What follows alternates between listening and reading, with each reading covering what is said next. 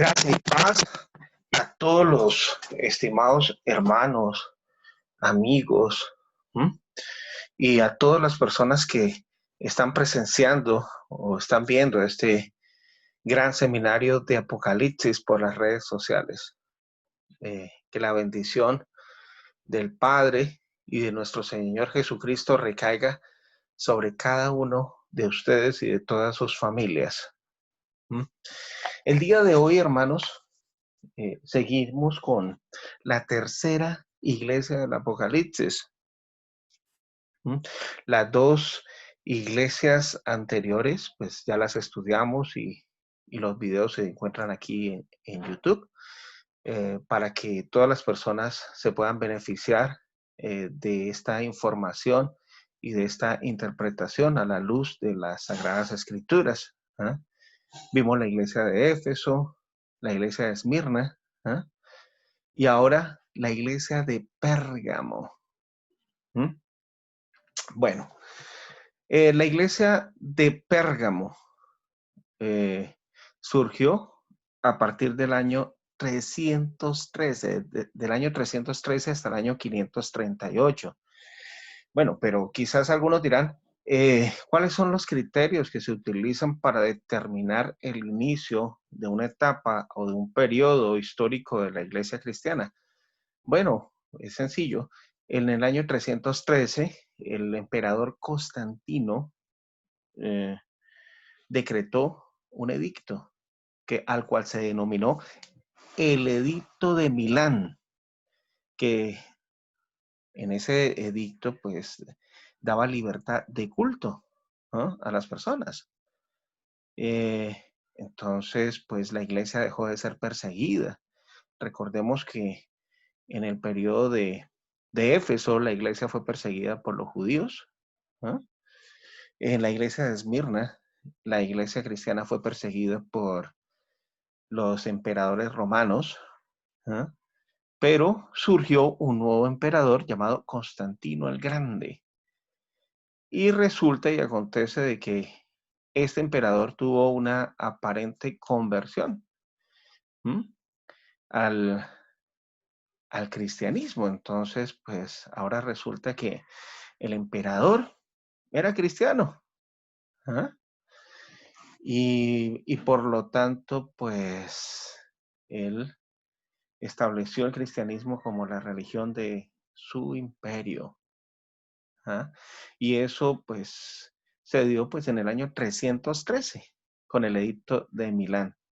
Por eso es que este año marca una nueva etapa o una nueva era, ¿sí?, en la historia de la iglesia cristiana. Hasta el año 538, ¿no? ¿Por qué el año 338? Bueno, porque en el año 538, precisamente en ese año, ¿sí?, el obispo principal de Roma fue, pues, por medio de un decreto de Justiniano, ¿no?, fue nombrado como el obispo principal, ¿sí?, el jefe, la cabeza de la iglesia. Entonces ahí fue donde empezó a surgir la supremacía papal.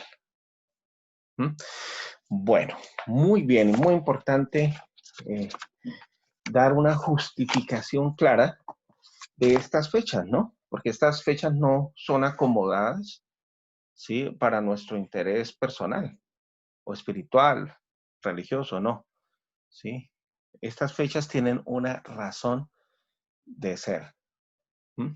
Bueno, pero ¿qué significa la palabra Pérgamo? Bueno, la palabra Pérgamo significa ciudadela o acrópolis. Acrópolis se deriva del griego acros, que significa cima, y polis, que es ciudad. Entonces, perfectamente encaja con esta iglesia, ¿no?, de este periodo, porque es la iglesia exaltada, la iglesia elevada. Recordemos que Esmirna fue la iglesia humillada, rebajada, perseguida por los emperadores romanos, pero de ser humillada y perseguida, ¿eh? Y rebajada, ahora resulta que la iglesia fue exaltada y elevada, ¿eh? Por el mismo emperador. ¿Ya? Bueno, muy bien. Entonces, esa palabra Pérgamo, ¿no? Ciudadela o Acrópolis, representa perfectamente a esa iglesia del imperio. Sí, aquella iglesia que bajo la protección de los emperadores romanos fue elevada a la categoría de religión del Estado. ¿Eh? Heredó los privilegios del sacerdocio pagano, asimiló las sutilezas de la filosofía grecolatina y admitió todo un mundo pagano en su seno, como lo vamos a ver más adelante. ¿Eh? Y de perseguida guerra se convirtió en perseguidora de sus hermanos los cristianos, ¿no?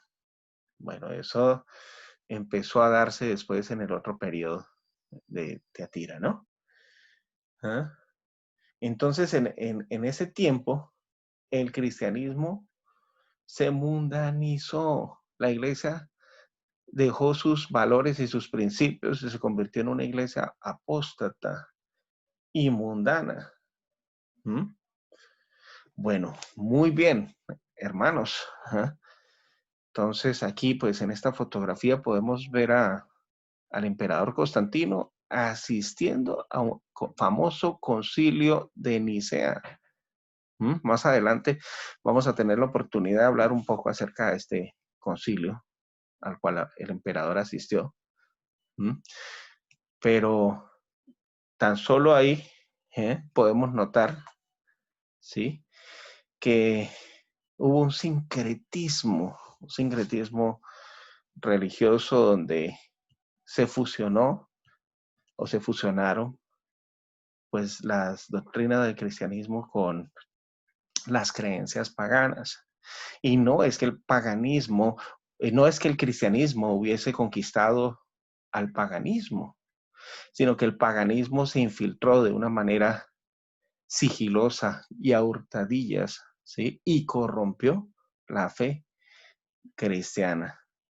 Entonces ahí es cuando la iglesia apostató, apostató de la fe. Dejó sus valores y principios cristianos, esos valores por los cuales habían luchado tanto los cristianos de Esmirna, que hasta estaban dispuestos a llegar hasta la muerte por defender sus principios.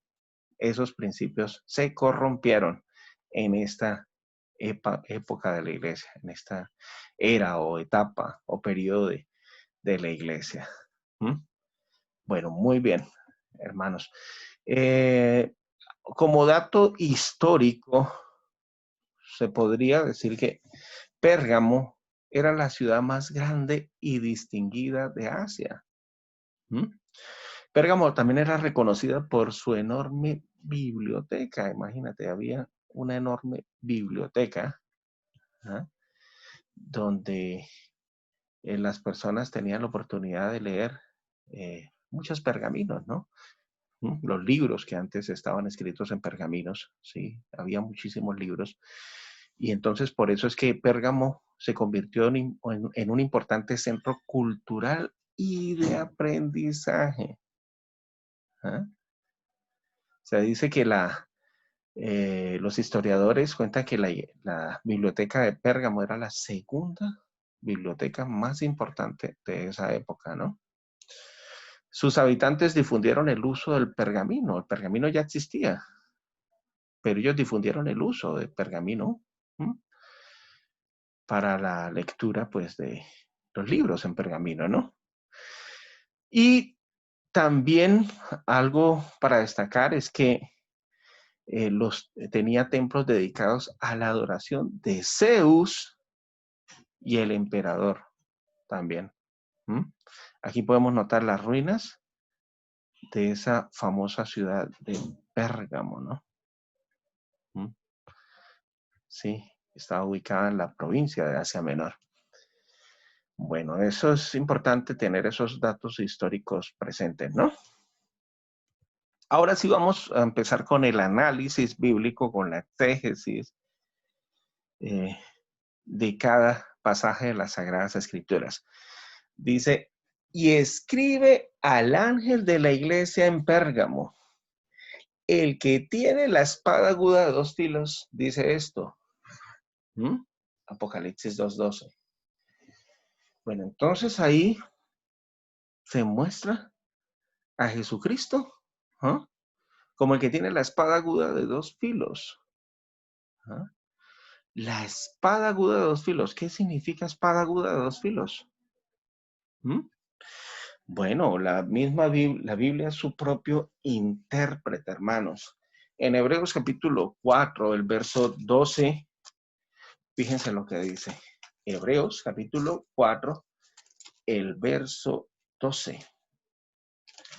Dice, porque la palabra de Dios es viva y eficaz y más cortante que toda espada de dos filos, y penetra hasta partir el alma y el espíritu, las coyunturas y los tuétanos, y discierne los pensamientos y las intenciones del corazón. Ese simbolismo o el hecho de que aparezca Jesucristo aquí, ¿sí? se describa a Jesucristo más bien como el que tiene la espada aguda de dos filos, significa que Jesucristo es la palabra de Dios. Él es el verbo, la palabra de Dios, que como acabamos de leer en este texto de Hebreos 4:12, que es más cortante que toda espada de doble filo. Entonces, es muy importante pues entender esto, hermanos. ¿Por qué? Es decir, ¿por qué se identifica a Jesucristo aquí como el que tiene una espada, el que tiene la espada aguda de dos filos? Bueno, porque en esta época, precisamente en esta época de Pérgamo, el emperador Constantino le dijo a los líderes eclesiásticos de que tenían que reorganizar la iglesia, imagínense. Y la cuestión era que la iglesia ya había sido organizada por nuestro Señor Jesucristo en los evangelios. Podemos notar eso. Entonces, ¿qué tenía que organizar? ¿Cómo así que volver a organizar? ¿Cómo así que reestructurar? ¿Acaso es que la iglesia ya no estaba estructurada? ¿Ya no estaba organizada? ¿Cierto? Bueno, ¿qué pasó ahí? Se dejaron los principios bíblicos porque la iglesia se corrompió al haber un sincretismo religioso y haber una fusión de creencias. Y entonces se dejó la palabra de Dios a un lado. Entonces por eso es que Jesucristo se identifica aquí como el que tiene la espada aguda de dos filos. ¿Ves? Que tiene la espada aguda de dos filos. El apóstol Pablo también emplea la metáfora de una espada para describir la palabra en Efesios capítulo 6, el verso 17. Mire, aquí Efesios 6, 17 dice lo siguiente. Y tomad el yelmo de la salvación y la espada del Espíritu, que es la palabra de Dios. Entonces, los dos filos de la espada muestran el poder de la palabra para descubrir los pensamientos más íntimos del corazón humano. Muy importante saber que, pues, que aquí se describe pues esa espada como una espada aguda de dos filos. Es decir, que no es una espada que tiene un filo embotado, ¿no? Pero también debemos entender, hermanos, que esta descripción también muestra a nuestro Señor Jesucristo como juez y ejecutor. Por ejemplo, si tenemos la oportunidad de leer Apocalipsis 19, el verso 15, podemos notar eso también. ¿Sí? Fíjense, hermanos, cómo la Biblia es su propio intérprete. Dice, de su boca salía una espada aguda para herir con ella a las naciones. La parte A, ¿no? Él la regirá con vara de hierro y pisará el lagar del vino del furor de la ira del Dios Todopoderoso. Entonces, ¿qué significa que aquí se muestre a Jesucristo como que tiene la espada aguda de dos filos? Bueno, aparte de significar la palabra de Dios, que Jesús es la palabra de Dios, también significa que Jesucristo viene como juez y ejecutor, ¿no? ¿Ves? ¿Para qué? Para juzgar a aquellas personas que dejaron la palabra de Dios a un lado y corrompieron la fe, siguiendo doctrinas humanas, ¿ah? Doctrinas paganas. ¿Ah? A través de ese sincretismo religioso, esa fusión entre paganismo y cristianismo, entonces, pues, ¿qué fue lo que sucedió? Se corrompió la fe, como lo dije anteriormente. Ya los paganos, ya, pues el emperador le dio la orden, bueno, ustedes ya no van a adorar a la diosa Artemisa o Diana de los Efesos, ¿no? Ahora van a venerar las imágenes de María. ¿Ah? Sí, se elevó a María en la categoría de una diosa casi, ¿no? Por decirlo así. Decían, bueno, ustedes ya no adoren a Zeus, ni a Júpiter, sino ahora van a adorar las imágenes de Jesús. ¿Ah? Y, y a todos esos semidioses protectores de la agricultura, ¿ah? De la lluvia, de etcétera, etcétera. Ya no los van a venerar más, ahora van a, a tener en cuenta en su adoración es a los santos, le van a pedir es a los santos para que intercedan por ustedes. ¿Ves? Entonces, esa mezcla corrompió la fe cristiana, hermanos. ¿Ah? Por eso es que Jesucristo se muestra aquí como el que tiene la espada aguda de dos filos. Él es la palabra de Dios y la palabra es la verdad. Juan 17:17 dice, santifícalos en tu palabra es verdad.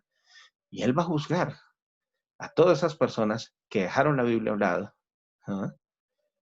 Y que empezaron a seguir costumbres y creencias paganas. Pero muy bien, hermanos. Entonces aquí se puede ver el texto que acabamos de leer. La palabra de Dios es viva y eficaz y más cortante que toda espada de dos filos, ¿no? Muy importante tener presente esto y la razón por la cual él se presenta a esta iglesia con esta descripción, ¿no? Bueno, algunos elementos que vamos a tener en cuenta en el estudio de el mensaje que se le dio a la iglesia de Pérgamo es, bueno, se habla de Balaam, de los Nicolaitas, de la promesa, de las obras también de las obras de los cristianos de Pérgamo y también de la promesa de la piedrecita blanca. ¿Mm? Apocalipsis 2:13 dice, yo conozco tus obras y dónde moras, donde está el trono de Satanás. ¿Ah? ¿Dónde está el trono de Satanás? Tremendo, ¿no? Bueno, siempre, algunas personas dirán, bueno, si esta iglesia se corrompió, si esta iglesia vendió los principios de su fe, ¿ah? Entonces, ¿por qué aquí Jesucristo le da un elogio? Yo conozco tus obras. Bueno, porque es que Dios siempre ha guardado un remanente, un residuo. Sí, el pueblo de Dios siempre se ha caracterizado por ser un pueblo pequeño. ¿Ah? Tan solo recordemos, Noé y su esposa, sus tres hijos y sus tres nueras, era una minoría en comparación a la cantidad enorme de personas que existían en su época. Abraham, Sara y Lot eran una minoría en comparación a todos los habitantes de Ur, ¿no? Y de todas las personas de los pueblos paganos. ¿Ah? El pueblo de Israel, las 12 tribus de Israel, ¿sí? Siempre, siempre, hermanos, debemos tener en cuenta eso. Entonces, aquí en Apocalipsis capítulo 2, 13 dice, yo conozco tus obras, ¿sí? Las obras de aquellas personas que pese a las circunstancias difíciles, mantuvieron valientemente su fe en nuestro Señor Jesucristo. ¿Ah? Él elogió a este remanente, ¿ah?, por retener su nombre, aun cuando vivían donde está el trono de Satanás. ¿Ya? Entonces ahí tenemos que mirar. ¿Dónde moras? Trono. Recordemos que la palabra trono significa asiento de autoridad gubernamental. ¿Ah? Y Satanás significa adversario, ¿no? Entonces, ¿qué podemos notar en esto? Bueno, recordemos que en estos tronos, en este trono de los emperadores, era que se daban las órdenes de persecución y de asesinato a los cristianos de Esmirna, ¿no? ¿Ah? Entonces, por eso se le llamaba el trono de Satanás. Yo conozco tus obras y dónde moras. ¿Dónde está el trono de Satanás? ¿Ah? Entonces, ese trono de Satanás se encontraba en Roma. ¿Ya? Tremendo, ¿no? ¿Mm? Recordemos que cuando estábamos viendo la iglesia de Esmirna, pudimos analizar de que esta iglesia anterior a Pérgamo, la iglesia de Esmirna, fue perseguida o fue víctima de persecuciones infernales por parte de 10 emperadores: Nerón, Domiciano, Trajano, Marco Aurelio, Septimio Severo, Maximiano, Decio, Valerio, Aureliano y Diocleciano. Este último hizo una persecución infernal hacia los cristianos de 10 años, ¿no? Del 303 hasta el año 313, cuando surgió Constantino y decretó el edicto de Milán, ¿no? Entonces, importante entender esto, ¿no? ¿No? Entonces, aquí vemos el trono de Satanás, trono del adversario. ¿Quiénes eran los adversarios? Pues los emperadores romanos. ¿Ah? ¿Ves? Entonces, y aquí más o menos como un croquis, ¿ah?, de Roma, ¿ah?,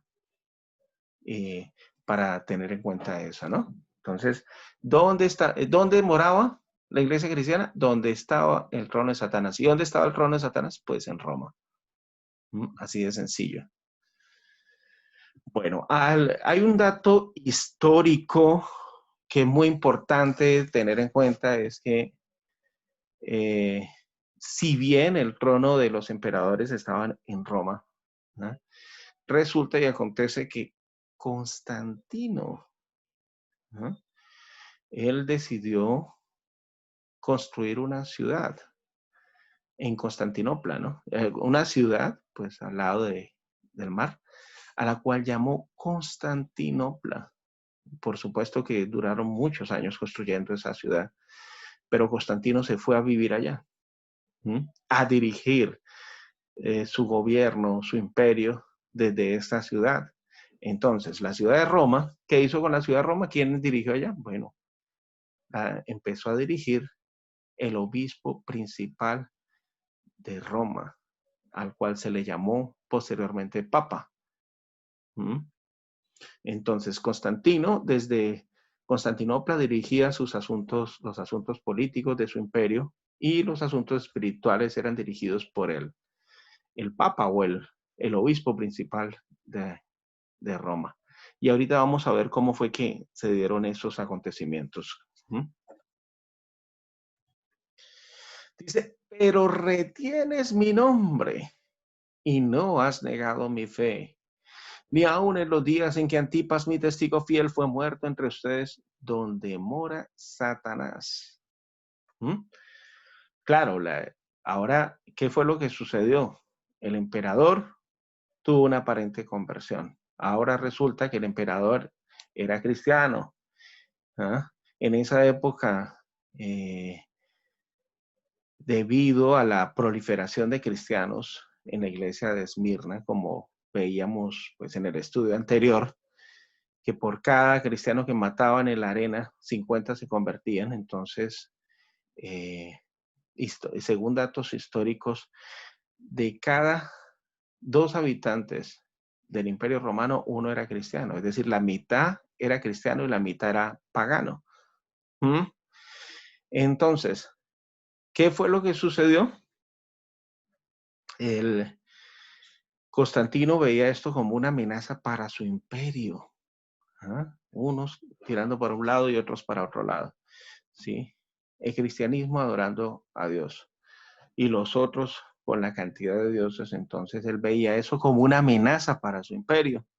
Entonces quiso unificar los intereses del cristianismo y el paganismo, ¿no?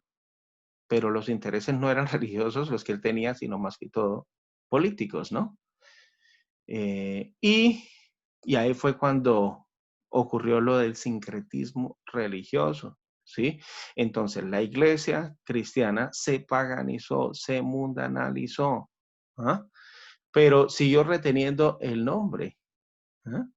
Es decir, antes se llamaba la iglesia apostólica, ¿ah? Cristiana apostólica, en el tiempo de Éfeso y Esmirna, ¿sí? Pero ahí, en esta etapa, en esta era, en esta época, se le empezó a llamar la iglesia, ¿ah? Cristiana, católica, apostólica y romana, ¿ah? De hecho, un dato que me llama bastante la atención es que al imperio romano se le llamó el Sacro Imperio Romano. Imagínense ustedes, hermanos. ¿Mm? Después de que los 10 emperadores romanos que antecedieron a Constantino persiguieron, encarcelaron, asesinaron a los cristianos y querían destruir el cristianismo, ahora resulta que el cristianismo es la religión oficial del imperio y se le llamó Sacro Imperio Romano, imagínense ustedes, hermanos. ¿Ah? Ahí donde, en esta época, hermanos, es cuando surgió el catolicismo. Catolicismo no surgió en, en la era de Éfeso. No, no, no, no, hermanos. Eso es una gran falacia, una gran mentira.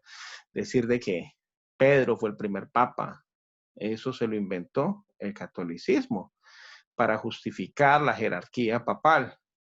Pero realmente cuando vemos los registros históricos, nos podemos dar cuenta de que esa supremacía papal surgió, fue y ese nacimiento de esa iglesia católica surgió fue en esta época, el año 313 hasta el año 538, cuando eh, Constantino tuvo esa aparente conversión y la iglesia se convirtió en la religión del Estado. Imagínense ustedes. ¿Ah? Dice, y no has negado mi fe. Sí, algunos no negaron su fe. Algunos cristianos eh, huyeron a las montañas, se fueron a vivir a otras partes, eh, en vista de que la iglesia se estaba mundanalizando y corrompiendo. Ellos prefirieron aislarse, ¿sí? En lugar de transigir y de perder los valores cristianos, ¿no? Y esos principios, prefirieron aislarse. Estas personas fueron las que no negaron la fe. Dice, ni aun en los días en que Antipas, mi testigo fiel, fue muerto entre ustedes, donde mora Satanás. ¿Ah? Bueno, no hay un registro bíblico aparte de Apocalipsis 2:13, donde se nombre a este personaje, Antipas. ¿Ah? Pero sí tenemos algunos registros históricos, ¿ah? Que nos hablan de este personaje. Según parece, Antipas era un cristiano fiel que existió en la época de Pérgamo, ¿no? En este periodo de la iglesia, ¿sí? Y específicamente pues en esta ciudad. Y Antipas, él eh, se negó, a rendirle pleitesía al imperio, ¿no? Y estaba en contra de lo que estaba haciendo pues los líderes eclesiásticos, ¿no? De vender los principios bíblicos por cargos dignatarios. Entonces, Antipas fue perseguido, fue asesinado y a él lo mataron en la barriga del toro de Falaris. Era un toro de metal, ¿eh? A él lo metieron aquí como aparece, muy bien en la gráfica, lo metieron en la barriga de ese toro de metal y le prendieron fuego y lo quemaron vivo, hermanos. ¿Por qué? Bueno, porque fue un testigo fiel. ¿Eh? Un testigo fiel, él no cambió sus principios bíblicos. ¿Eh? Él se negó a todo lo que estaba sucediendo, a aceptar todo lo que estaba sucediendo en esa época. Y por eso fue asesinado. ¿Dónde mora Satanás? Imagínense, en el imperio romano. Tremendo, hermanos, lo que sucedió a este personaje. ¿Eh? Entonces, ¿qué hubiera hecho usted, hermanos? ¿Eh? ¿Se hubiera mantenido fiel a sus principios bíblicos? ¿O hubiera transigido para no ser asesinado? ¿Eh? Antipas prefirió la muerte. ¿Eh? Prefirió la muerte antes de transigir a sus principios. ¿Eh? Bueno, hay un dato interesante. La primera parte del nombre anti significa contra y paz todo. Es decir, que este cristiano estaba contrario a todo lo que estaba imperando en el sistema. Es decir, en este caso era contrario eh, a la apostasía que empezó a surgir en la iglesia, ¿no? ¿Ah? Entonces Antipas también representa pues a los fieles testigos de Jesús, que se oponían a la mundanización de la iglesia en aquel tiempo y perdieron la vida por ella. ¿Ah? Contra estos Antipas se dieron muchos decretos de opresión, como la de Graciano en el año 376 después de Cristo, por el cual quedaba prohibida toda reunión de herejes. Y en el año 385 se realizó la primera ejecución de herejes por causa de su fe, hermanos. ¿Ah? Si ven, hermanos, entonces, pues, aquí quedó registrado este nombre, Antipas. ¿Ah? ¿Para qué? Para darnos ejemplo a nosotros, ¿no? En el día en que llegue la gran tribulación y se ponga a prueba nuestra fe, entonces ahí debemos preguntarnos, bueno, ¿seremos como Antipas? ¿Seremos fieles hasta la muerte? ¿O vamos a transigir a nuestros principios bíblicos y cristianos por agradar al mundo? ¿Mm? Muy interesante esto, hermanos. ¿Eh?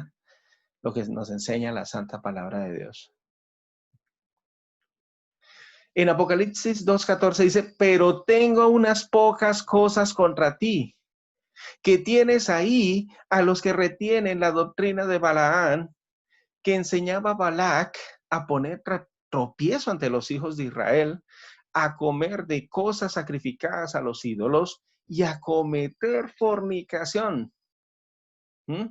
Bueno, entonces aquí se nombra a un personaje, Balaán.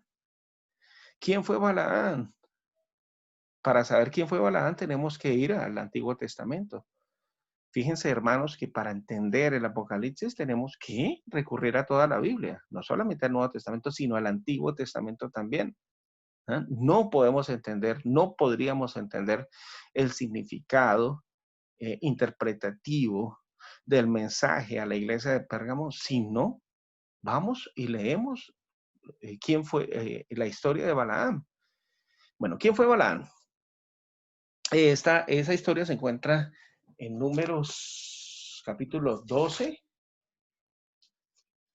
en Números 12 al 15, creo que es. ¿Ah? Bueno, muy bien. Entonces, hermanos, ¿cuál es la historia de Balaam? ¿Mm? ¿Qué sucedió con Balaam? Es número 22 al 25. Corrijo, hago esa corrección. Bueno, Balaam era un profeta de Dios. ¿Mm? Dios hablaba y le mostraba ¿eh? Todo lo que, los propósitos de su pueblo, Israel. Entonces, ¿qué fue lo que sucedió? Resulta y acontece que un rey llamado Balac, ¿eh? De una nación pagana, él se dio cuenta de todo el respaldo que Dios le había hecho a su pueblo Israel en las guerras, en las conquistas de tierras y todo eso. Entonces, él mandó a sobornar al profeta Balaam, o mejor dicho, le mandó regalitos. Le mandó regalitos, ¿ah? Plata, oro. ¿Sí? Ustedes saben muy bien cuáles eran los regalos de un rey. ¿Mm? Bueno, entonces los mensajeros le llevaron esos regalos a Balaam y Balaam se le abrieron los ojos y dijo, uy, ¿esos regalos son para mí? Sí, son para ti. Ah, bueno, gracias. ¿Y qué tengo que hacer? Dijo, no, pues los mensajeros le dijeron, mire, lo que pasa es que el rey Balac quiere que tú vayas y maldigas al pueblo de Israel. ¿Mm?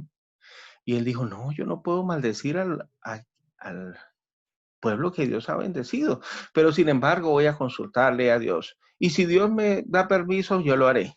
Entonces se fue a orarle a Dios, a consultarle, y, y Dios le dijo, pero ¿cómo se te ocurre, Balaam, si tú eres mi profeta, de pedirme de que vayas a maldecir al pueblo de Israel? Dijo, no, no te permito eso. Entonces al siguiente día volvieron los mensajeros, no, no, Dios no me dio permiso de maldecir al que él ha bendecido. ¿Mm? Después Balac le mandó más regalitos a Balaam, más regalos, ¿sí? Y Balaam dijo, no, pero es que yo no puedo hacer esto. Dijo, pero sin embargo voy a consultarle otra vez a Dios.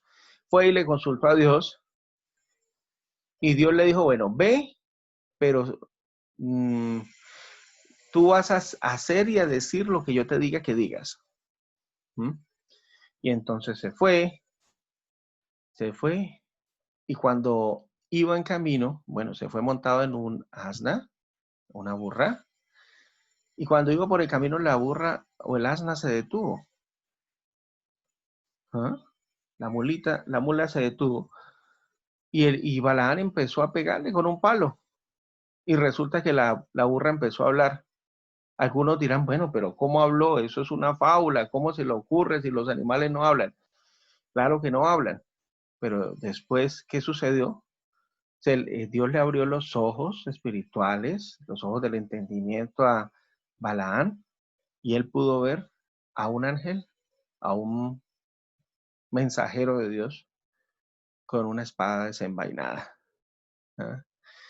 Y el ángel le dijo, si hubieras pasado, si la burra hubiera dado un paso más, te hubiera asesinado.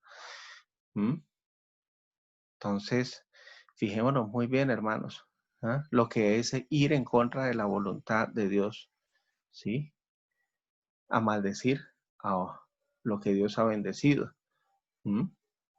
Bueno, entonces resulta que aún así el rey Balac buscó a Balaán para que maldijera al pueblo, prometió darle más regalos, y él fue y ofreció 7 altares de sacrificio. Recordemos que el número 7 significa perfección. Y y empezó a mirar desde el monte Pisga al pueblo de Israel y empezó a hablar. Y entonces, ¿qué hizo? En lugar de maldecirlo 3 veces, Dios hizo que Balaam bendijera al pueblo. Bendijera al pueblo de Israel. Y después se fueron a otro lado y dijo, bueno, si no vas a maldecirlo, tampoco lo bendigas. ¿Ah? Pero entonces, pues, las palabras que expresaba Balaam siempre eran de bendición porque venían, era de Dios. ¿Sí? Dice el verso 14. Pero tengo unas pocas cosas contra ti, que tienes ahí a los que retienen la doctrina de Balaán, que enseñaba a Balac a poner tropiezo ante los hijos de Israel, a comer de cosas sacrificadas a los ídolos y a cometer fornicación. ¿Qué sucedió?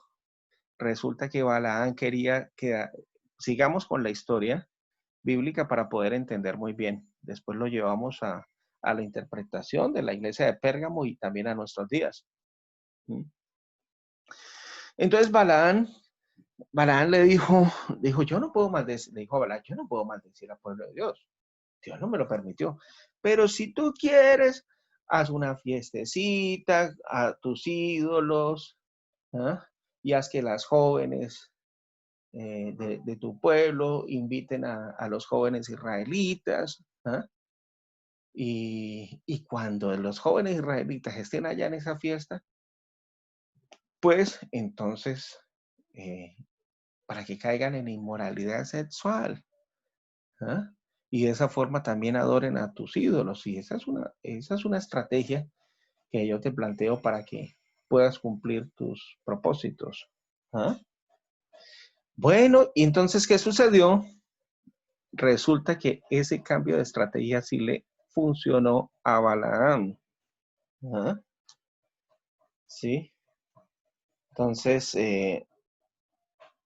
Balaam aconsejó a Balac a que indujese a los israelitas al culto a los ídolos y la fornicación, valiéndose de las hermosas mujeres moabitas. Y lo consiguió. ¿Ah? Sí, y lo consiguió. Es decir, los israelitas no solamente cayeron en fornicación literal con las sacerdotisas de los ídolos, de los moabitas, sino también empezaron a comer cosas sacrificadas a los ídolos. Y de esa manera, pues, Balaán enseñó a Balac a poner tropiezo ante los hijos de Israel. ¿Eh? A causa de esto fueron alcanzados por la ira de Dios y murieron 24,000 hombres. Imagínense ustedes. Eso está en números 22 al 25.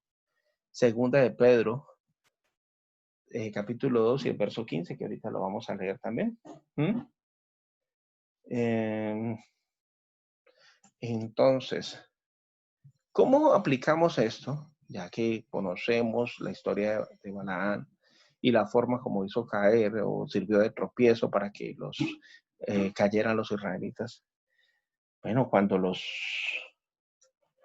pueblos paganos, los pueblos y sus costumbres entraron en la iglesia, como el caso de Constantino y Socorta, introdujeron en ella sus prácticas impías, sus costumbres idolátricas. ¿Ah? Y ahí es cuando llegamos al sincretismo religioso, la fusión de creencias paganas con creencias cristianas que corrompió de forma considerable la fe. ¿Ah? Entonces, ¿por qué? ¿Por qué sucedió esto? Bueno, por los vanos honores, ¿ah? Y el vil oro. Esta iglesia del imperio compró su brillante puesto, es decir, vendió, mejor dicho, su brillante puesto, cuando se dejó comprar por los regalitos de Constantino. Entonces Constantino les dio regalitos. ¿Cuáles eran los regalitos? Bueno, ahora resulta que la iglesia cristiana era la iglesia del Estado. Entonces empezó a darle cargos dignatarios. Ahora decía, bueno, ahora ustedes van a ser los consejeros del emperador. ¿Ah? Los compró con puesticos y dejaron que este emperador hiciera lo que se le viniera en gana. ¿Ah? ¿Sí? Introdujo prácticas idolátricas dentro de la adoración y el culto cristiano, ¿ah? Como dije anteriormente. Todos esos dioses falsos ahora se les cambió el nombre, ¿sí? Y, y como dije anteriormente, pues ya no adoren a Artemisa, ahora adoren y veneren a María. Ya no adoren a Zeus ni Júpiter, ahora adoren a Jesús. ¿Ah? Sí.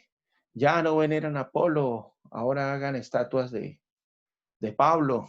¿Sí? Entonces, de esa forma fue como, pues, se cumplió lo que dice en Apocalipsis 2:14. ¿Ah? La iglesia empezó a retener la doctrina de Balaam. ¿Mm? Puso tropiezo ante el pueblo de Dios, ante la iglesia cristiana, y enseñó a comer de cosas sacrificadas a los ídolos. Ahí fue cuando se introdujeron las fiestas paganas. Recordemos que Constantino era adorador del sol invicto. ¿Ah? Y él introdujo sus fiestecillas también. ¿Ah? Las cristianizó, de sus prácticas idolátricas las cristianizó. ¿Ah? Y ahí fue cuando los cristianos empezaron a comer cosas sacrificadas a los ídolos y a cometer fornicación espiritual. ¿Ah? Tremendo, hermanos, cómo se cumplió al pie de la letra esto. ¿Ah? Ahí fue cuando se introdujo la doctrina de Balaán dentro de la iglesia cristiana, ¿no? Entonces, Balaán hizo caer a Israel mediante dos prácticas paganas. Recordemos, banquetes sacrificiales y fornicación o inmoralidad sexual. Y lo hizo mezclándolo con la religión. Eso fue exactamente lo que sucedió después de la legalización del cristianismo por el emperador. ¿Ah? Entonces, Constantino, muy importante que grabemos esto, hermanos, introdujo cuantiosos elementos paganos dentro del cristianismo. ¿Y cuál fue el resultado? La mezcla de la adoración verdadera con el paganismo. ¿Sí? Ahí empezó el detrimento y la caída espiritual de la iglesia. ¿Ah? Bueno, vamos a ver cuál es el camino y el error de la doctrina de Balaán hoy en día. Esto también tiene que afectarnos a nosotros hoy en día. No podemos dejarlo como un dato histórico que sucedió desde el año 313 a 538. ¿Mm? Recordemos que la palabra de Dios es viva y eficaz. ¿Sí? Y nos afecta a nosotros en el siglo XXI también. Bueno, primero vamos a mirar uno de los errores de la doctrina de Balaán, ¿eh? Que se ven ostensibles hoy en día también. Primero es predicar por lucro, como lo hizo Balaán. A Balaán le gustaron los regalitos que le estaba dando el emperador, ¿sí? Y aunque no pudo maldecir, le planteó otra estrategia para hacer caer a los israelitas, ¿m? Para que los israelitas cayeran en idolatría y en comer alimentos sacrificados a los ídolos. Y de esa forma sirvió de tropiezo, ¿no? Entonces predicó por lucro. En 2 de Pedro, capítulo 2, el verso 15 al 16, dice, han dejado el camino recto y se han extraviado siguiendo el camino de Balaán, hijo de Beor, el cual amó el premio de la maldad. Y fue reprendido por su iniquidad, pues una muda bestia de carga, hablando con voz de hombre, refrenó la locura del profeta. Fijémonos muy bien lo que está subrayado, hermano. ¿Sí? Hoy en día, sí, muchos han dejado el camino recto, hermanos. Quizás empezaron con buenos propósitos, con buenas intenciones de servirle a Dios, de servirle al Señor, pero se extraviaron siguiendo el camino de Balaán. ¿Ah? ¿Por qué? Porque amaron el premio de la maldad. Hoy en día sucede eso, hermanos. con muchos pastores y pseudoapóstoles de la cristiandad. ¿Ah?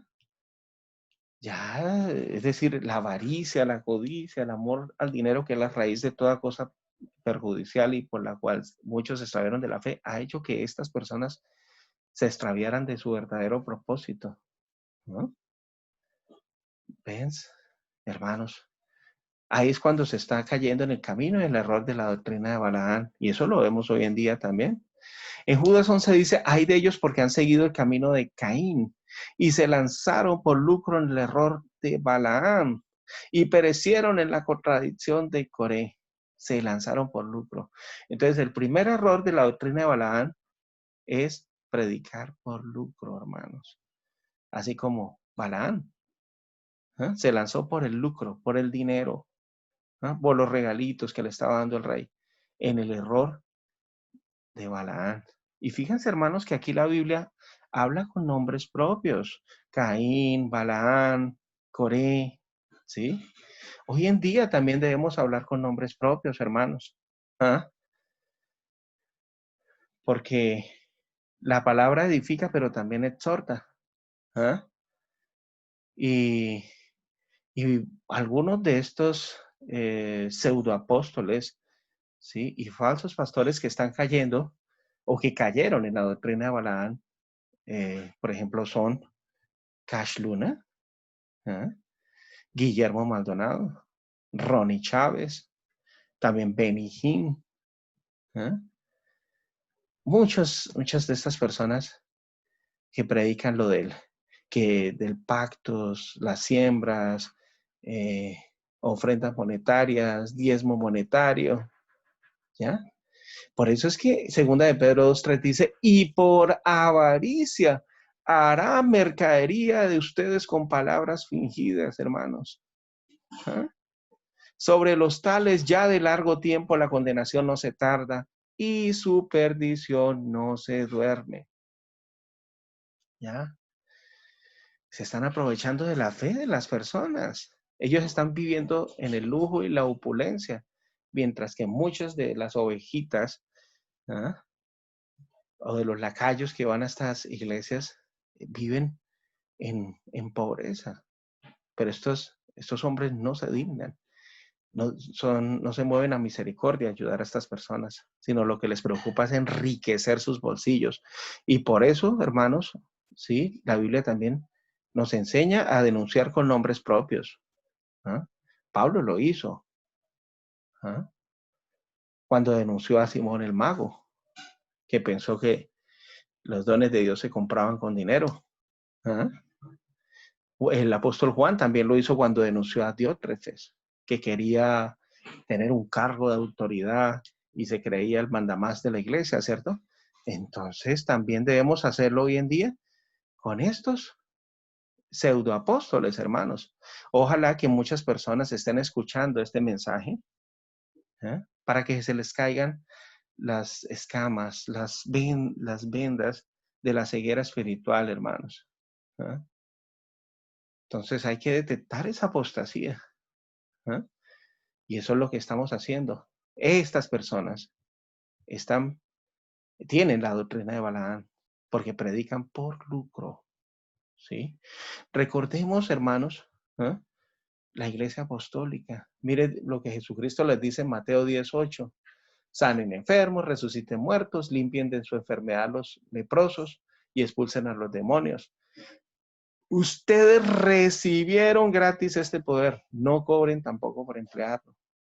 Mire, fíjense que este mandamiento, este principio espiritual, no lo están poniendo en práctica estas personas, porque estas personas están cobrando por todo, ¿sí? Cobran por todo. ¿No? Falta es que cobren por entrar a la iglesia, y de hecho lo hacen cuando hacen los seminarios. Aparte de cobrar el diezmo, la ofrenda, primicias, pactos, también cobran a sus lacayos, a sus ovejas por ingresar a un seminario cuando traen conferencistas internacionales. Imagínense ustedes, hermanos. ¿Mm?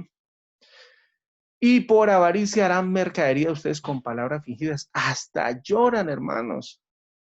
¿Eh? Mire, la Biblia me enseña a juzgar con juicio justo. juicio justo, hermanos. ¿Ah?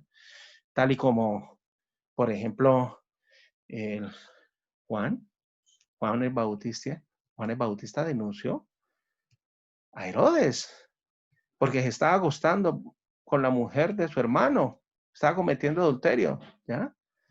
¿Ves? Hay que juzgar con juicio justo, hermanos. Y por eso no caigan en la trampa, en la doctrina de Balaán, hermanos. No caigan en la trampa de estos pseudoapóstoles, pseudopastores, ¿ah? Que ellos tienen que rendirle cuentas a Dios. Por eso es que en Mateo capítulo 7, miren, lo voy a leer, hermanos. Mateo capítulo 7, el verso 21 al 23, fíjense lo que dicen. No todo el que me dice Señor, Señor, entrará en el reino de los cielos, sino el que hace la voluntad de mi Padre que está en los cielos. Muchos me dirán en aquel día, Señor, Señor, ¿no profetizamos en tu nombre? Y en tu nombre echamos fuera demonios, y en tu nombre hicimos muchos milagros. Y entonces les declararé, nunca los conocí, apártense de mí, hacedores de maldad, hermanos. Fíjense, hermanos, cómo el Apocalipsis delata a estas personas, ¿ah?, que están predicando por lucro, que tienen la doctrina de Balaán. Por eso es que debemos entender de que estas personas nunca, casi nunca, las van a ver haciendo un seminario de Apocalipsis en sus iglesias, sino hablan solamente con palabras fingidas, lisonjeras, ¿sí? Hasta muchas veces hasta llorando fingidamente para engañar a la gente, a su grey. ¿Ah? Pero ellos van a recibir un castigo tremendo de parte de Dios, hermanos. ¿Ah? Entonces identifiquen a esas personas y salgan de ahí, hermanos. Salgan. ¿Ah? Salgan. Ay, pero es que casi todas las iglesias, hermanos, reúnanse en sus casas entonces. Nosotros somos iglesia. Nosotros somos cuerpos, nuestros cuerpos son templo del Espíritu de Dios. La iglesia no son cuatro paredes, la iglesia es usted, soy yo. ¿Ah? Donde hay 2 o 3 reunidos en mi nombre, ahí estaré yo, dijo Jesucristo. ¿Ah? Y para reunirse no se necesita ir a una iglesia opulenta, gigante, a una mega iglesia, no, Señor. ¿Mm? Si usted se reúne en su casa, invita a su familia, a sus vecinos, usted está haciendo iglesia, usted es la iglesia de Dios y predicando, por supuesto, la sana doctrina. Bueno, entonces es doctrina de Balaam predicar por lucro. Nunca se debe cobrar por predicar la palabra de Dios. Uy, entonces los pastores que asalariados, entonces los pastores ¿de qué viven? Que trabajen, hermanos. La Biblia dice, el que no quiera trabajar, que tampoco coma. La Biblia lo dice, hermanos. ¿Ah? Que trabajen. ¿Sí? El apóstol Pablo trabajaba haciendo tiendas de campaña y él decía que no quería hacer carga para las personas. ¿Ah? Fíjense, segunda de Tesalonicenses, capítulo, segunda de Tesalonicenses, capítulo 3, el verso 10, porque también cuando estábamos con ustedes les ordenábamos esto, si alguno no quiere trabajar, tampoco coma. ¿Ven, hermanos? Entonces, que trabajen, hermanos, ¿no? Y antes ayuden a las personas, pero no estafen a la gente. La segunda parte de la doctrina de Balaán en la actualidad es ser piedra de tropiezo a los hijos de Dios. ¿Cómo podemos ser piedra de tropiezos? Con nuestras actitudes, con nuestra mala conducta, con nuestro mal testimonio. ¿Ah? De esa forma somos piedra de tropiezo. ¿Ah? Quizás alguno que esté escuchando dirá, bueno, pero usted está haciendo piedra de tropiezo porque usted está hablando de los ungidos de Dios. No, hermanos, son falsos ungidos, son falsos cristos, falsos profetas, y a muchos engañarán. No, ser piedra de tropiezo significa hacer lo que Balac hizo. ¿Qué hizo Balaam? Bueno, ayudó a Balac o aconsejó a Balac para que fuera piedra de tropiezo y hiciera caer a los hijos de Israel, ¿cierto? De la misma manera, hoy en día podemos hacer caer a los hijos de Dios, ¿no? Con nuestras malas actitudes, como dije anteriormente, nuestro mal testimonio, ¿no? Haciendo que ellos caigan en la idolatría, ¿no? La idolatría es la avaricia o también todo lo que le quita primer lugar a Dios, o caer en idolatría de imágenes y todo eso. Comer cosas sacrificadas a los ídolos, cuando empezamos a llamar a lo malo bueno y a lo bueno malo, ¿ya? Entonces, tenemos que tener mucho cuidado con esto. Y tercero, comer, la tercera parte de la doctrina de Balaán, del error de Balaán, es comer alimentos que han sido sacrificados a los ídolos. ¿Mm? Bueno, sabemos que, por ejemplo, en 1 Corintios 10:28 dice, pero si alguien les dice, esto ha sido sacrificado a los ídolos, no lo comáis por causa del que el que los dijo y por motivos de conciencia, porque el Señor es la tierra y todo lo que en ella hay. ¿Ah? Y 1 Corintios 10:32 y el 33 dice, no seáis motivo de tropiezo ni a judíos, ni a griegos, ni a la iglesia de Dios, así como también yo procuro agradar a todos en todo, no buscando mi propio beneficio, sino el de muchos, para que sean salvos. ¿Ah? Entonces, hermanos, muchas veces cometemos este error de Balaam, comer alimentos que han sido sacrificados a los ídolos. ¿Ah? Que de pronto se hace una reunión para darle tributo que a la Virgen de Guadalupe, que a la Virgen de Chiquinquirá, que a la Virgen del Carmen y todo eso, y hacen comidas y todo eso. Ajá, y uno participa, entonces está comiendo alimentos que han sido sacrificados a los ídolos, hermanos. ¿Ah? O participar de pronto en fiestas paganas, ¿ah? Como Halloween, ¿sí? Empezar a llamar lo bueno malo, a lo malo, a lo malo bueno y a lo bueno malo. ¿Bien? ¿Ah? Comer dulces sacrificados a los demonios. ¿Ah?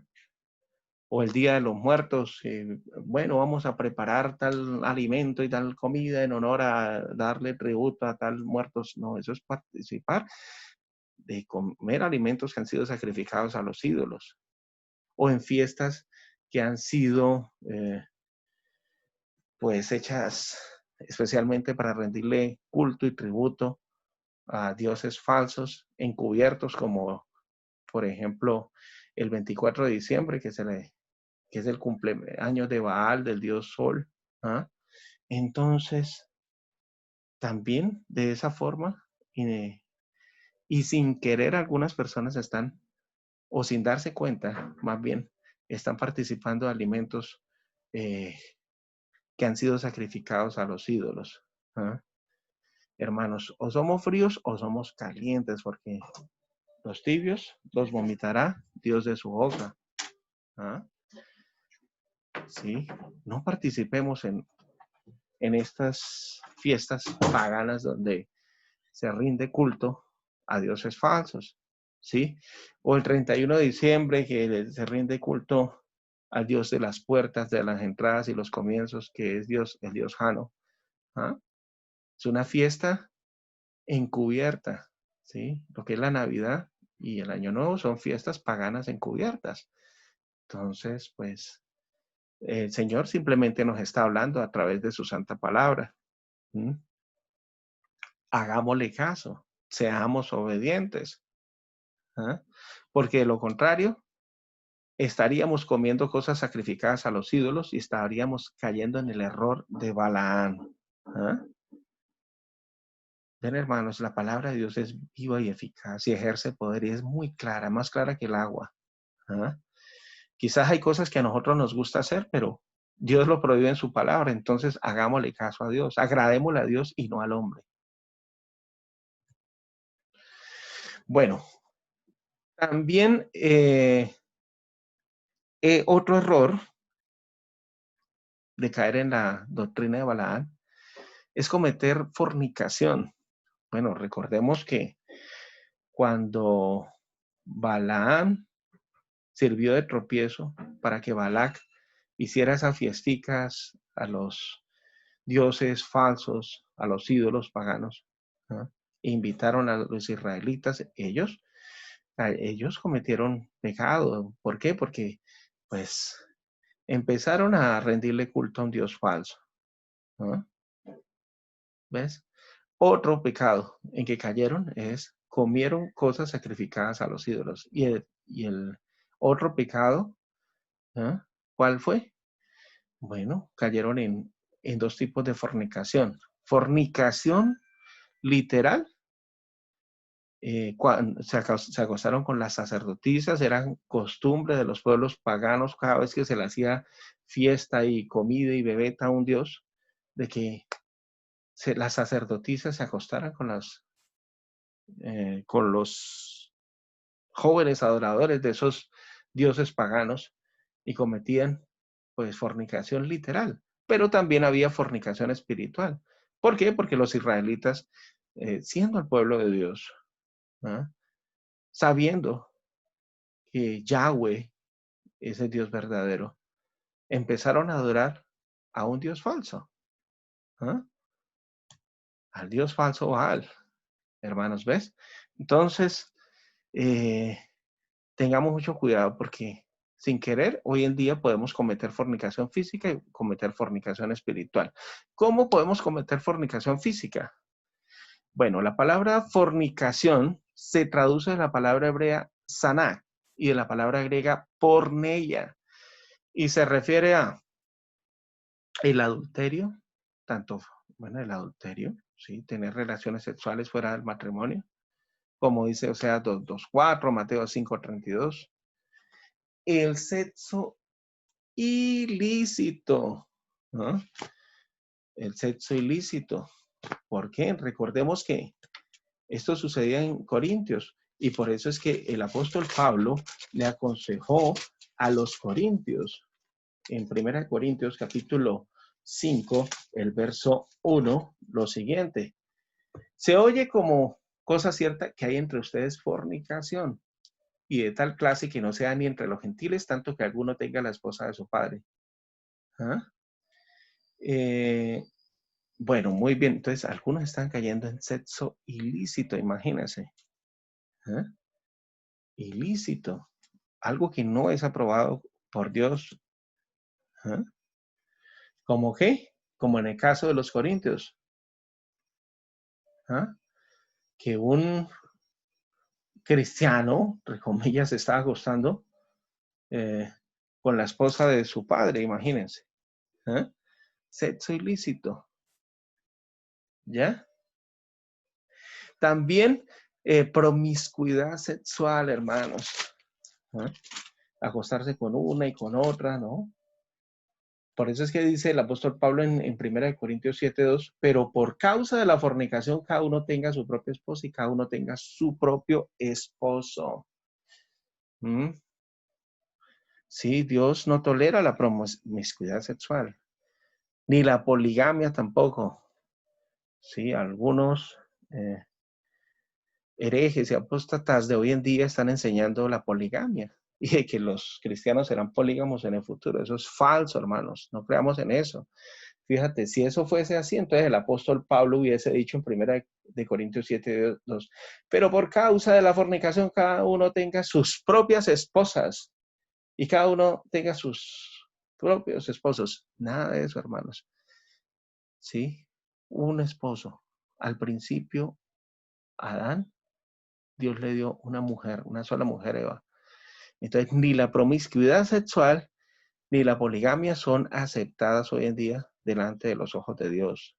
En los periodos en los periodos patriarcales de los patriarcas y aún en el pueblo de Israel, Dios lo permitió, ¿eh? Por concesión. ¿Eh? Pero al principio no fue así, hermanos. Entonces, no caigamos en ese error, porque podríamos caer en la doctrina de Balaán también. Esa es doctrina de Balaán, enseñar promiscuidad sexual y también enseñar la poligamia. ¿Eh? La prostitución.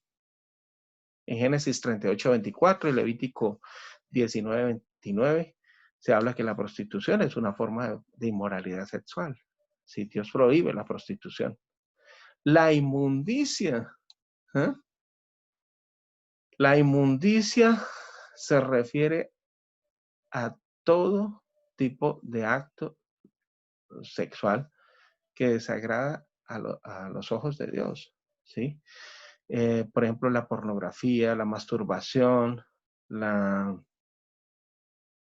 la zoofilia y toda clase de sexo que no sea aprobado por Dios. Eso es inmundicia, hermanos.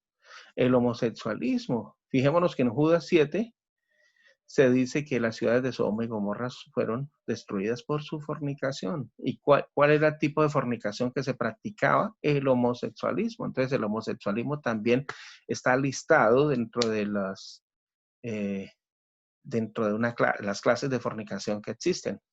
Y tener relaciones sexuales con alguien que no es tu esposo o esposo ante las leyes humanas. ¿Mm? La Biblia lo enseña, hermanos. ¿Ah? Recordemos que Jesucristo le dijo a la samaritana, bien has dicho, porque has tenido tantos esposos y con el que estás viviendo ahorita no es tu esposo, ¿no? Porque no se había casado con él. Y la Biblia también enseña a someternos a las autoridades civiles, ¿no? ¿Mm? Entonces, cuidadito, hermanos, con dejarnos engañar con doctrinas de Balaán que están surgiendo hoy en día. ¿Ah? Cometer también fornicación espiritual. Recordemos que los israelitas cometieron fornicación espiritual cuando empezaron a adorar lo que Dios prohibía, ¿no? ¿Ah? ¿Cómo cometemos fornicación espiritual hoy en día? Bueno, por medio de la adoración falsa. ¿Ah? Creer que Dios es una Trinidad cuando la Biblia enseña claramente que Dios es uno. Dios es uno y tiene un hijo que se llama Jesucristo. Esa es la enseñanza verdadera de la palabra de Dios. Pero hoy se enseña que Dios es una Trinidad, imagínense, es una adoración falsa. Hoy en día se enseña que el alma es inmortal. ¿Ah? En Eclesiastés 9, 5, 6 y 10 dice, los vivos saben que han de morir, pero los muertos nada saben, ni tienen más paga, porque su memoria es puesta en el olvido. Todo lo que tienes que hacer, hazlo según tus obras, porque en el Seol o en el sepulcro donde tú vas no hay ni ciencia, ni trabajo, ni sabiduría, nada de eso, ¿sí? Entonces, hermanos, el creer de que el hombre tiene un alma inmortal es una enseñanza falsa. Eso corresponde a la adoración falsa y de hecho el catolicismo adoptó esa creencia de la cultura grecorromana, ¿eh? Quienes enseñaban eso, ¿eh? De que el hombre tenía un alma.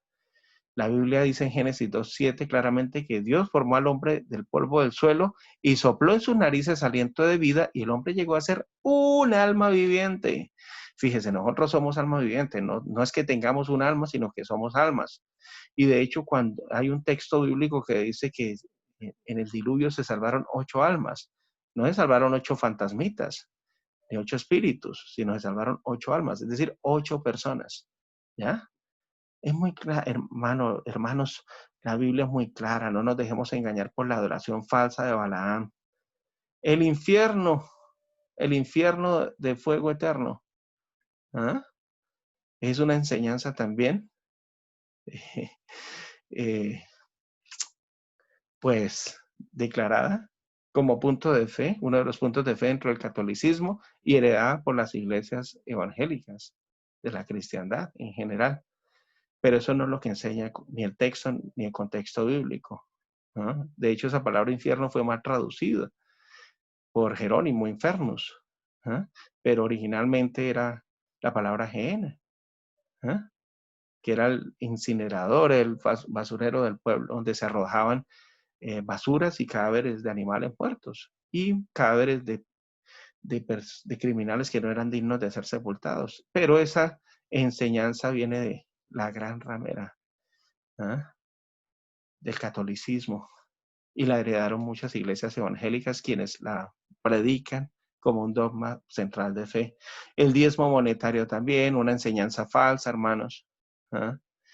La Biblia enseñaba que el diezmo, que los israelitas tenían que dar diezmo, pero de sus productos agrícolas y ganado, pese a que ya existía el sistema monetario, nunca se habla de un diezmo monetario. Y además, esa ley era para el pueblo de Israel. no para los cristianos gentiles, ¿sí? De dar diezmos de productos agrícolas y ganado. Pero hoy en día muchos pastores y pseudoapóstoles avaros enseñan esto para enriquecer sus bolsillos, como lo dije anteriormente. El rapto secreto también es una enseñanza falsa. ¿Mm? La Biblia sí habla de un arrebatamiento, pero no va a ser secreto. ¿Ah? Cuando Jesucristo venga por segunda vez. ¿Ah? Y estos cuerpos mortales se conviertan en cuerpos inmortales, estos cuerpos corruptibles se conviertan en cuerpos incorruptibles, ¿ya? Pero no enseña un rapto secreto. El bautismo trinitario, muy bien sabemos, hermanos, que el bautismo no se debe hacer como lo dice la mayoría de las Biblias católicas y evangélicas, en nombre del Padre, el Verbo y el Espíritu Santo, sino en el nombre de nuestro Señor Jesucristo, y que ese texto fue interpolado como una corrupción posterior del texto para favorecer la doctrina de la Trinidad, ¿sí? Entonces el bautismo fue en el nombre de Jesús. Esa doctrina de que los justos van al cielo es una falacia. La Biblia enseña claramente que los justos heredarán la tierra y vivirán para siempre sobre ella. Salmo 37:9, el verso 11, el verso 22, el verso 29, dice que los santos, los justos, los benditos de Yahweh o de Dios heredarán la tierra. E incluso nuestro Señor Jesucristo también lo enseñó, que los justos, que los mansos tendrían la tierra por herencia. ¿Eh? Entonces, más claro, hermanos, más claro agua. Hasta nuestro Señor Jesucristo lo enseñó. ¿Sí? Entonces, los justos van a heredar es la tierra, no el cielo. ¿Mm? Muchos tienen estas doctrinas falsas, hermanos. Son doctrinas de Balaán. ¿Eh? Idolatría, la idolatría. ¿Eh? El pensar que Dios nos puede escuchar por medio de una imagen religiosa o pedirle una imagen religiosa. Muchas personas lo hacen por ignorancia, pero la mayoría lo hace con conocimiento de causa y aún así lo practican, y eso es idolatría. Que María, que imágenes de María, que el divino niño, que el Sagrado Corazón de Jesús, que el Arcángel Miguel. ¿Eh? Esos son formas de idolatría, hermanos. Nunca vayan a caer en eso. ¿Ah? Una vez que la Biblia nos haya enseñado que la idolatría es abominable delante de los ojos de Dios y saber qué significa la palabra idolatría, no tenemos que volver a caer en eso. También la avaricia es idolatría. Ese es el pecado de los pastores y apóstoles de la cristiandad apóstata. Caen en la avaricia. Puede ser que no tengan imágenes ni estatuas, pero adoran, ¿sí? Al Dios Mamón, al Dios dinero, ¿ya? Y todo lo que le quita el primer lugar a Dios también es idolatría, hermanos, ¿no? Para algunos hombres el sexo es un ídolo también, ¿sí? O la familia, o el hijo, o la esposa es un ídolo cuando todo le quita el primer lugar a Dios. Entonces, cuidadito con eso, hermanos, porque eso también es doctrina de Balaán. ¿Eh? Sin saber o sin querer podemos estar cayendo en alguna forma de fornicación espiritual. ¿Eh? Por eso es bueno estudiar la santa palabra de Dios, para no dejarnos engañar. Y también tienes a los que retienen la doctrina de los nicolaitas, la que yo aborrezco, Apocalipsis 2:15. Bueno, ¿qué es la doctrina de los nicolaitas? ¿Eh?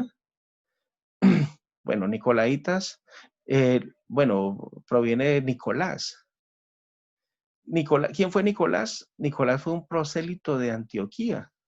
Él no era judío, ¿sí? En una ocasión, los apóstoles dijeron, no es bueno que nosotros dejemos de ir a predicar por estar sirviendo en las mesas. Entonces ellos escogieron a diáconos de buen testimonio, sabiduría y Espíritu Santo, ¿sí? Para que ellos pues, hicieran esa función. Y dentro de esos aparece el nombre Nicolás, ¿no? Nicolás. Aquí en Hechos 6:5 dice, agradó la propuesta a toda la multitud y eligieron a Esteban, varón lleno de fe y del Espíritu Santo. Bueno, ahí está Esteban, el mártir Esteban, a Felipe, a Prócoro, a Nicanor, a Timón, a Parmenas y a Nicolás, prosélito de Antioquía.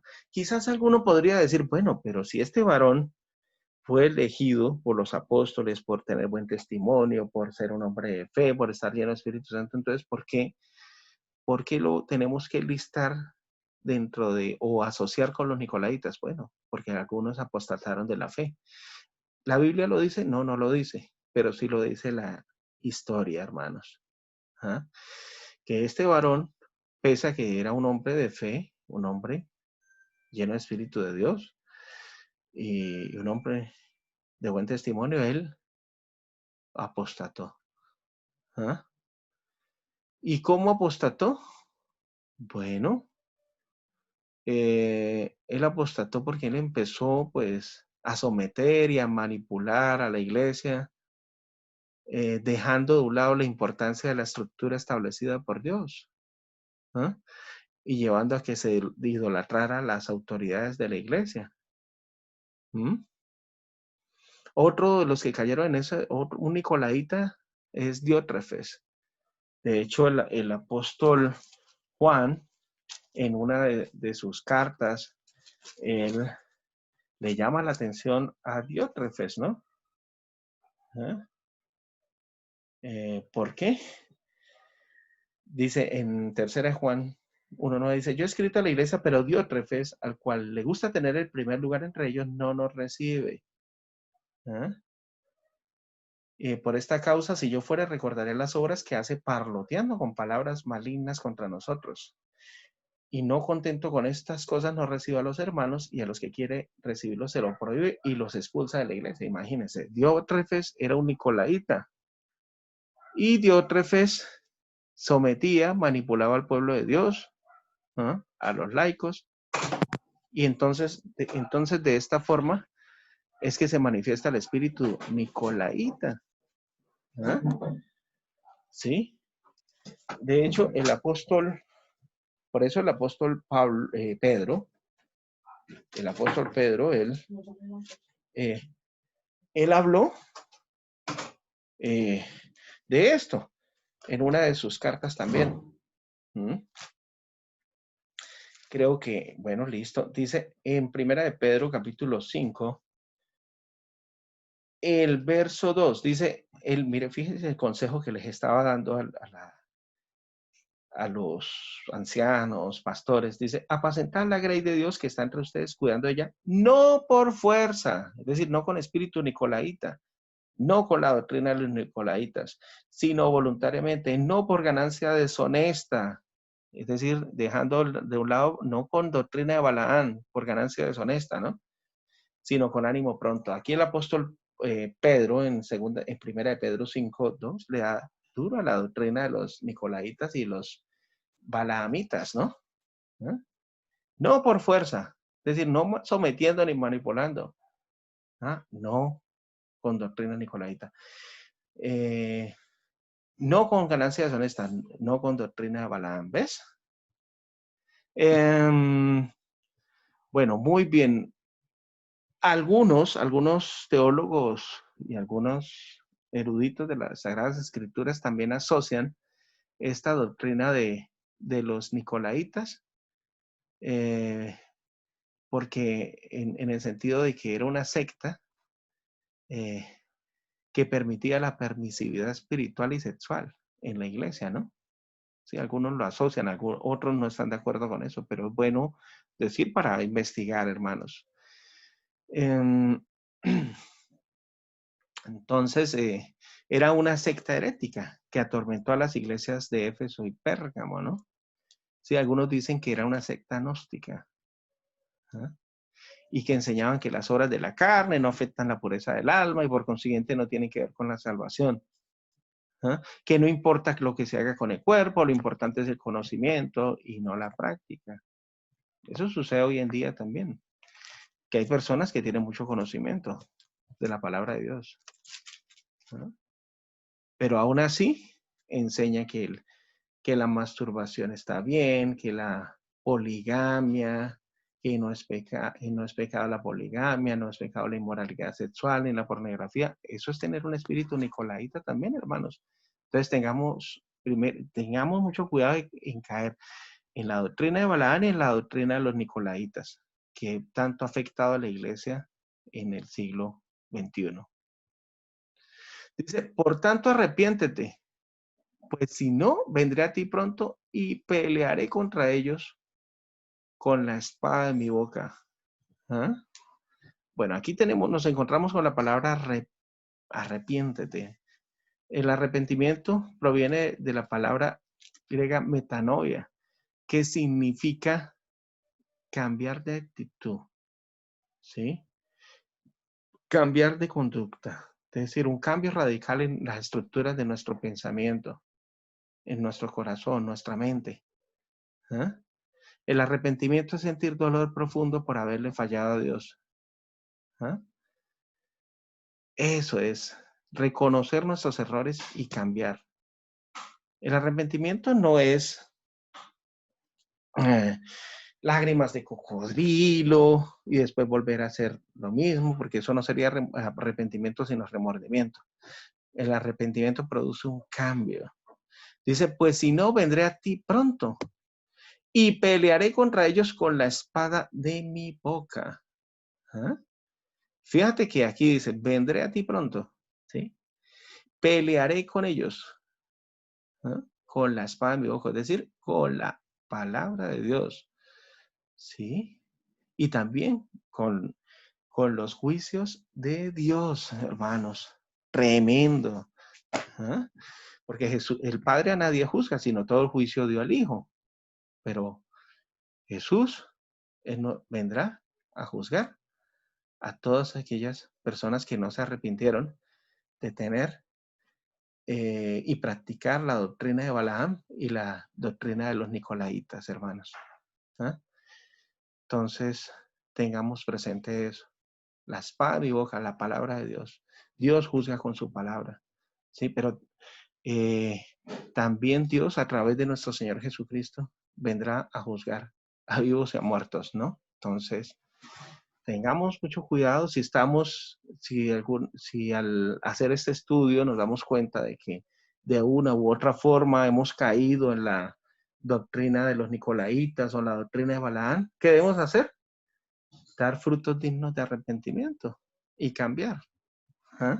Eso es lo que nos pide el Señor, para no ser juzgados, ¿sí? Y ser desechados. Bueno, ahora dice, el que tiene oído, oiga lo que el Espíritu dice a las iglesias. ¿Ah? Al que venciere, daré de comer. Bueno, vamos a analizar parte por parte. El que tiene oído, oiga lo que el Espíritu dice a las iglesias.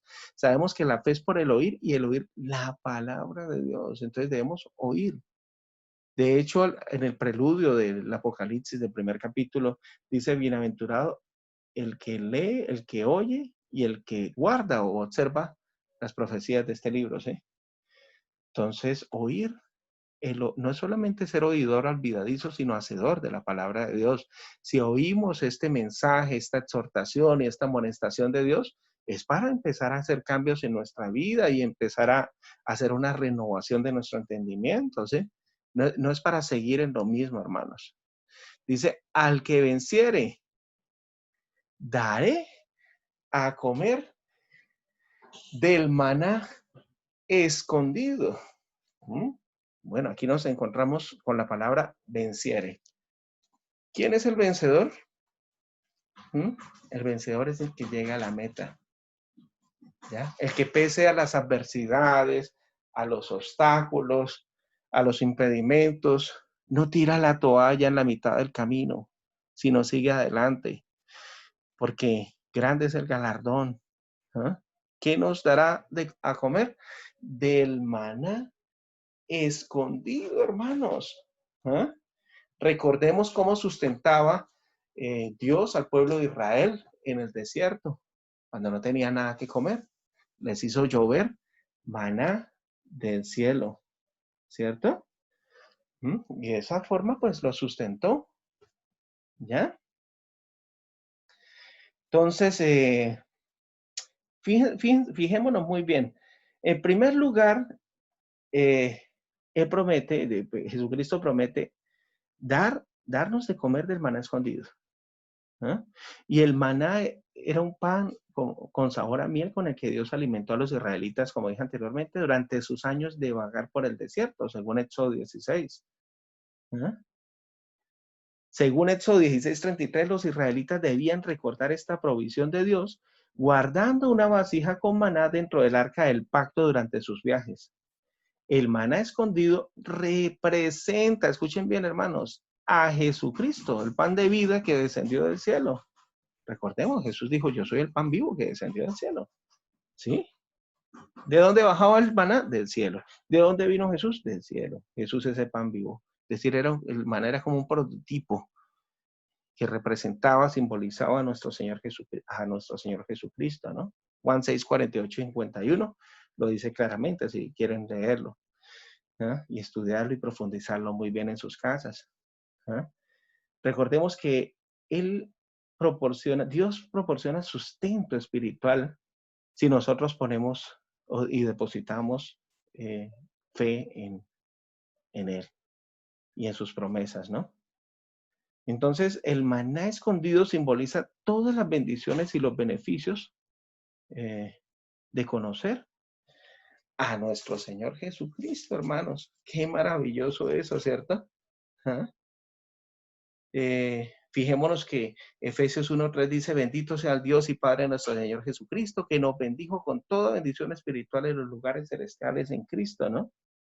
¿Mm? Entonces, importante entender esto. Ahora, esa era la primera. Ahora vamos a hablar de la segunda promesa. La primera promesa, daré a comer de maná escondido. Segunda, le daré una piedrecita blanca. Uy, tremendo, una piedrecita blanca. Bueno, ha habido mucha especulación acerca de lo que simboliza esa piedrecita blanca. ¿Ah? Algunas personas pues vinculan esa piedrecita blanca con el urín y el tumín en el pectoral del sumo sacerdote. ¿Ah?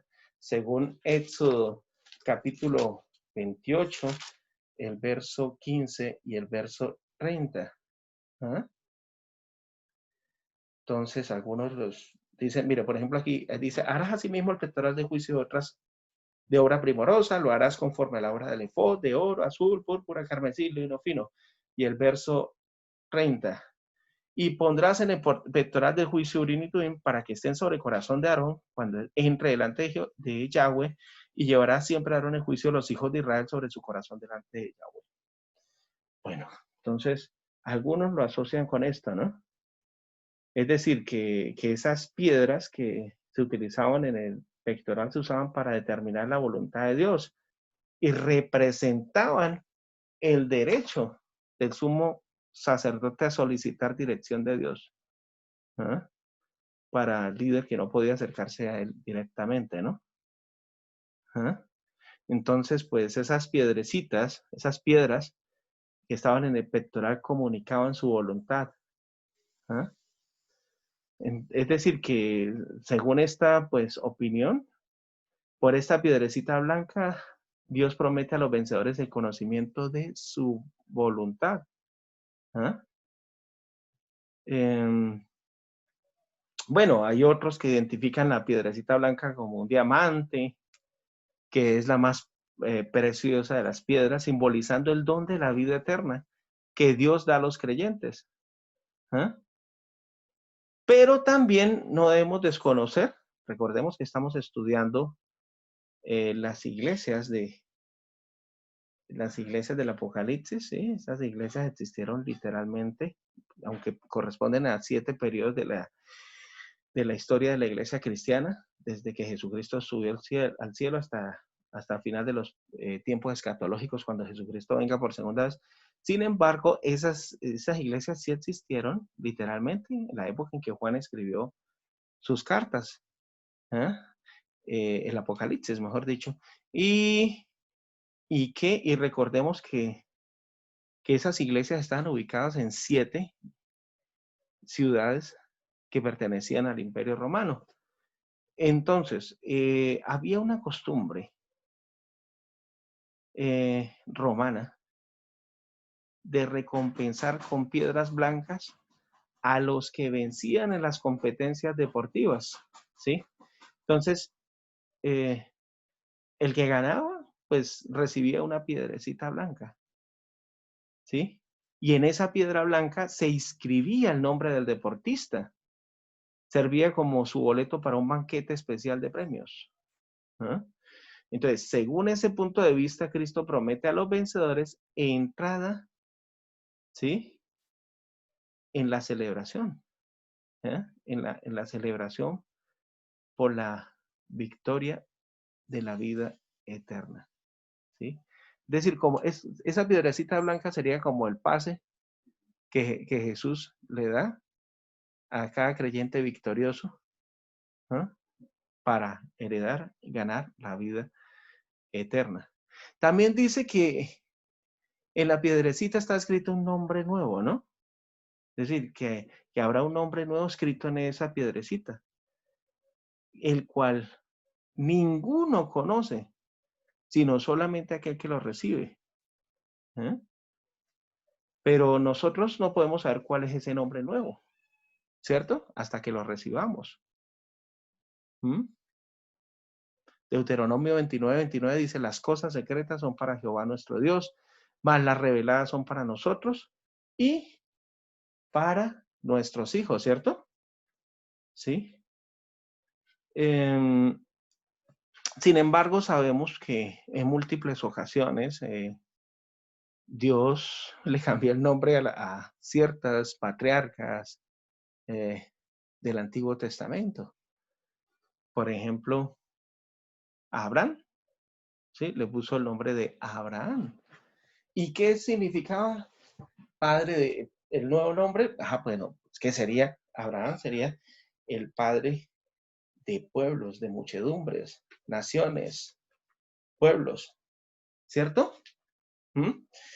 Entonces, muy importante eso. También a Jacob, ¿sí? Que significa suplantador, le cambió el nombre por Israel. ¿Ah? A Simón se le cambió el nombre por Pedro.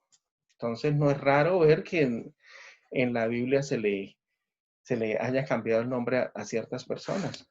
¿Ah? A Saulo se le cambió el nombre por Pablo, ¿sí? Que llegó a ser el apóstol de los gentiles. ¿Mm? Muy importante entender esto, hermanos, también, analizar esto, ¿no?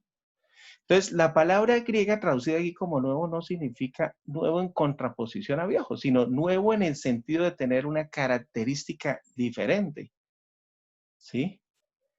Entonces, el nombre nuevo servirá como el pase de cada creyente a la vida eterna, ¿no? ¿No?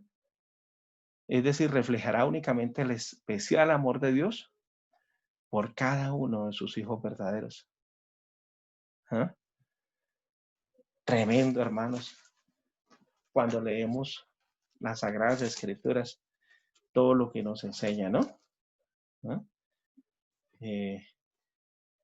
Entonces, es muy importante, pues, siempre analizar lo que nos enseña el contexto bíblico, ¿no? ¿Ya? Bueno, ¿y por qué quizás se le cambiará de nombre? Bueno, también la Biblia dice en 2 Corintios 5:17 que si alguno está en Cristo, nueva criatura es. Las cosas viejas ya pasaron. Aquí todas son hechas nuevas. ¿Sí? Entonces quizás esa sea una de las razones por las cuales se nos dé una piedrecita con un nuevo nombre inscrito en ella que solamente nosotros reconoceremos. ¿Ah? Y por supuesto, ¿sí? El que nos las da. ¿Ah? Bueno, entonces, hermanos, pues este mensaje a Pérgamo es un mensaje tremendo. ¿Ah? ¿Sí? Y afecta de forma considerable nuestras vidas, ¿no? Ya como conclusión, hermanos, eh, porque esto tiene que tener aplicabilidad para nosotros también, para ejercer un cambio, ¿sí? En nuestra forma de ser y de vivir. ¿Eh? Entonces recordemos, hermanos, que lo que podemos aprender aquí en el mensaje que se le dio a la iglesia de Pérgamo, que Jesucristo, el que tiene la espada aguda de dos filos, es la palabra de Dios y Él nos juzgará con su palabra, ¿sí? Él es nuestro juez, Él es la palabra, es el verbo de Dios. ¿Eh? Y también debemos tener en cuenta, hermanos, que eh, no seguir viviendo eh, en el trono de Satanás, es decir, antes el trono de Satanás era la silla donde los emperadores mandaron a ejecutar, a sentenciar, perseguir y asesinar a los cristianos de la época de Esmirna, ¿no? Pero eh, Dios, a través de su Hijo Jesucristo, quiere que nosotros ¿eh? nos sentemos en la silla de Jesús. ¿Eh? De hecho, Jesucristo dijo, el que venciere, haré que se siente en un trono, así como yo he vencido y me he sentado en el trono de mi Padre, ¿cierto? Entonces, que no sigamos más en el trono del adversario de Satanás, ¿sí? Sino que luchemos incansablemente hasta alcanzar ese trono, ¿sí? Prometido por nuestro Señor Jesucristo, ¿ya? Que sigamos el ejemplo de Antipas, que estemos en contra del sistema, hermanos, ¿Mm? En contra del mundo. No amemos el mundo y sus deseos, porque si alguien ama al mundo, el amor del Padre no está en él. ¿Mm? No sigamos el sistema, estemos en contra del sistema de Satanás. ¿Ah? Antipas, por estar en contra del sistema, por mantenerse fiel hasta la muerte, heredó una corona incorruptible o heredará una corona incorruptible. Que sigamos ese ejemplo de Antipas. ¿Ah? Que no caigamos en la doctrina de Balaam. ¿Ah? No, no comamos cosas sacrificadas a los ídolos. No comamos cosas que sean sacrificadas a ídolos paganos o a ídolos que así se les llame imágenes. Son ídolos ante los ojos de Dios. No cometamos fornicación ni moralidad sexual en sentido literal y en sentido espiritual, que renunciemos a todas esas falsas doctrinas y estudiemos la verdad. ¿Ah? Jesucristo viene por una iglesia sin mancha y sin arruga, y, y por la verdad murió nuestro Señor Jesucristo. Entonces, que defendamos la santa palabra de Dios. ¿Ah? Denunciemos la doctrina de Balaán, hermanos, a todos aquellos que están predicando por lucro, ¿eh? Que se están aprovechando de la necesidad espiritual de las personas. Tenemos que hacerlo, hermanos. Los apóstoles lo hicieron con nombres propios, nosotros también debemos hacerlos. No servir de tropiezo para otros. También, hermanos, eh, no, no hagamos todo lo que le desagrada a Dios, ¿no? Participando en la doctrina de los nicolaitas, creyendo que porque Dios nos ha regalado un poquito de conocimiento, entonces ya vamos a ser superiores, ¿no? O vamos a forzar a otras personas o a dominar a la grey de Dios. Nunca, que eso no se pase por nuestro pensamiento. Nosotros simplemente somos miembros del cuerpo de Cristo, ¿sí? Miembros. Y todos somos iguales. Nuestra cabeza es Jesucristo, ¿no? Y la cabeza de Cristo es Dios. Como lo dice 1 Corintios 11:3, que nunca se meta ese espíritu nicolaíta en nosotros, de querer dominar, ¿ah?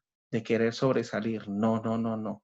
Aquí el que debe brillar es Dios y su Hijo Jesucristo. Que este estudio de Pérgamo nos sirva para traer un arrepentimiento a nuestras vidas, ¿ya? Cambiar de actitud. Que ya es tiempo, hermanos, de que dejemos todo atrás y que le sirvamos al Señor, de que dejemos de hacer cosas que le desagradan a Dios, ¿ah? Y que empecemos a explotar esos dones y talentos que Dios nos ha dado, ¿ya?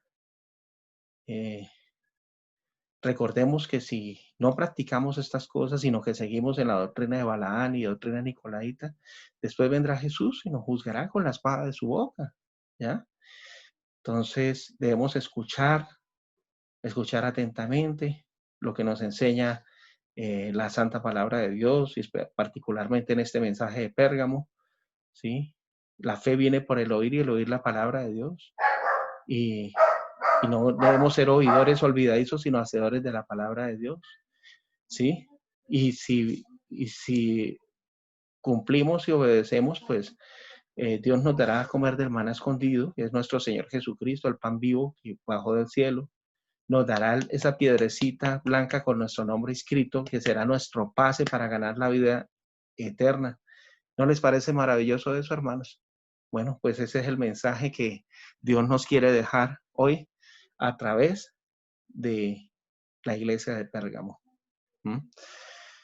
Que la gracia y la paz de Dios y nuestro Señor Jesucristo esté con todos ustedes, hermanos. ¿Eh? Y que este estudio sea de gran edificación para toda la iglesia de Dios y para todas las personas que quieran escucharlo y compartirlo. ¿Mm? Gracia y paz, ¿sí? Y nos estamos hablando para continuar con el siguiente estudio de la iglesia de Tiatira próximamente. Gracia y paz.